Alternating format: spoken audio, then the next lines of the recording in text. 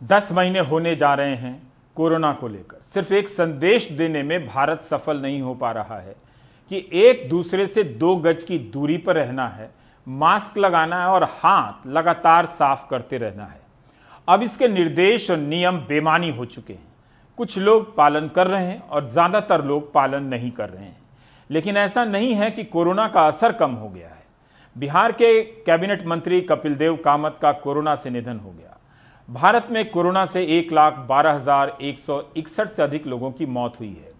Corona के जो मरीज ठीक भी हो रहे हैं उन पर भी कई शोध हो रहे हैं, जिनके शुरुआती नतीजे बता रहे हैं कि ठीक होने के बाद भी ऐसे मरीजों को दूसरी कई बीमारियां हो जा रही हैं।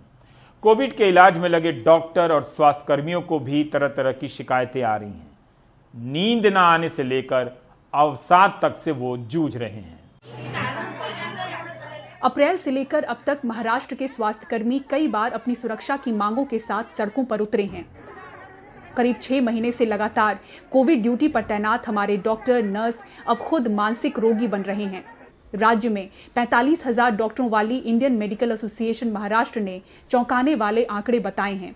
आईएमए महाराष्ट्र के मुताबिक गंभीर कोविड मरीजों की ड्यूटी पर तैनात 25% आईसीयू फिजिशियन और इंटेंसिविस्ट मानसिक तनाव से गुजर रहे हैं। आईएमए महाराष्ट्र के मुताबिक कोविड दौर में राज्य में 40% रेजिडेंट डॉक्टर्स दिमागी तौर से परेशान हैं। एसोसिएशन के मुताबिक कोविड तनाव के कारण स्वास्थ्य कर्मियों में शराब और सिगरेट की लत में 30% का इजाफा हुआ है। ये तनाव की वजह से काफ़ी डॉक्टरों में ये अल्कोहल की मात्रा या बार बार अल्कोहल लेना या स्मोकिंग बढ़ना, ये चीज़ें नज़र आ रही है। इसमें दूसरी भी बातें हैं, जो कम से कम जो डॉक्टर्स आईसीयू में काम करते हैं ऐसे डॉक्टर्स में ये तनाव ज़्यादा है। जो रेसिडेंट्स काम करते हैं उनमें भी ये तनाव बहुत ही ज़्यादा है। अपनी पहचान छुपाते हुए कोविड ड्यूटी पर तैनात एक वरिष्ठ डॉक्टर ने एनडीटीवी को बताया कि किस तरह से उनकी एक गर्भवती सहकर्मी ने संक्रमण के बाद अपना बच्चा खोया और मानसिक तनाव का शिकार हुई। My colleague who was pregnant after infertility treatment was in 9th month of her pregnancy. ये मेरी सहकर्मी के साथ हुआ वाकया है। प्रेगनेंसी के 9वें महीने में वो कोरोना से संक्रमित हुई। दुर्भाग्यवश उनका बच्चा नहीं बच पाया। वो यकीन नहीं कर पा रही थी कि उनका बच्चा अब इस दुनिया में नहीं है। बहुत मुश्किल दौर था और मानसिक रूप से उन्हें मदद की जरूरत पड़ी।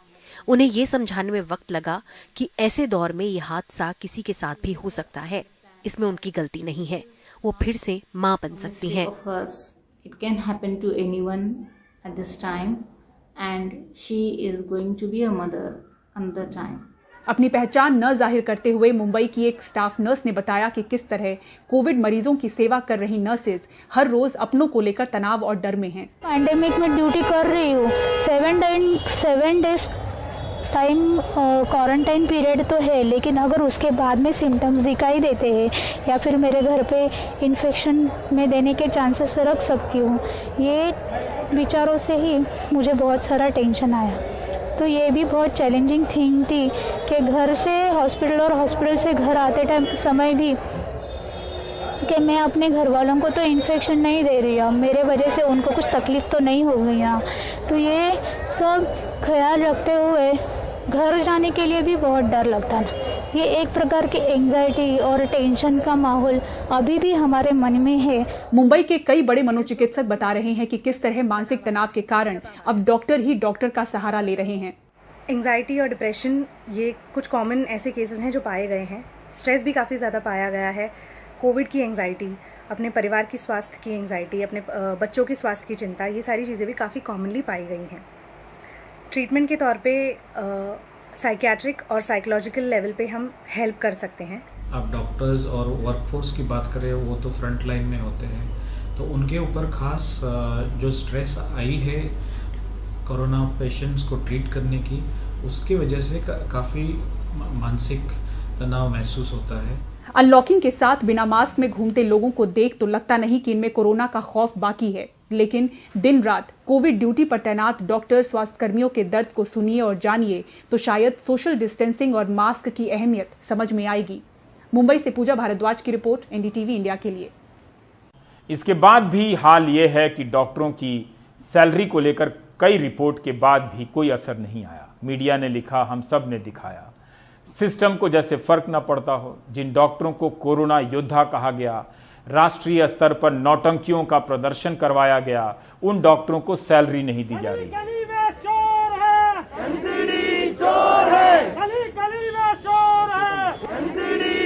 आज दिल्ली में उत्तरी एमसीडी के 4 बड़े अस्पतालों के डॉक्टरों और नर्सों का जंतर मंतर पर प्रदर्शन हुआ। उत्तरी एमसीडी के कई कर्मचारियों को पिछले 4 महीने से वेतन नहीं मिला है। इनकी संख्या 40,000 के आसपास है। इसमें टीचर हैं, सफाई कर्मचारी हैं, साथ ही हिंदूराव अस्पताल, कस्तूरबा गांधी अस्पताल और 2 अन्य अस्पतालों के मेडिकल स्टाफ हैं। 5,000 मेडिकल स्टाफ को वेतन नहीं दिया गया है। सिर्फ हिंदूराव अस्पताल के ही 1500 कर्मचारियों को सैलरी नहीं मिली है। इन्होंने उपराज्यपाल को पत्र भी लिखा, लेकिन कोई फायदा नहीं हुआ। पहले मई जून के महीने से प्रदर्शन कर 4 महीने की सैलरी पाई थी। मई जून में काफी प्रदर्शन किया था। पिछले शुक्रवार से ये डॉक्टर और नर्स फिर से प्रदर्शन पर हैं। गुरुवार को इन्हें जून की सैलरी मिली, लेकिन अब भी जुलाई से लेकर अक्टूबर तक की 4 महीने की सैलरी नहीं मिली है। इस बीच इन्होंने कोविड के मरीजों का इलाज भी किया। सोमवार को दिल्ली सरकार ने बड़ा हिंदूराव अस्पताल से कोविड के मरीजों को दूसरे अस्पतालों में भेज दिया ताकि बेहतर इलाज हो। कर्मचारी कहते हैं कि महीनों से बच्चों की फीस, ईएमआई के पैसे, घर के किराए तक नहीं दे पा रहे हैं। ये वही डॉक्टर और नर्स हैं जिनके लिए आपसे कुछ महीने पहले कहा गया था कि थाली बजाइए, घंटी बजाइए। आप देख रहे थे प्राइम टाइम। नमस्कार।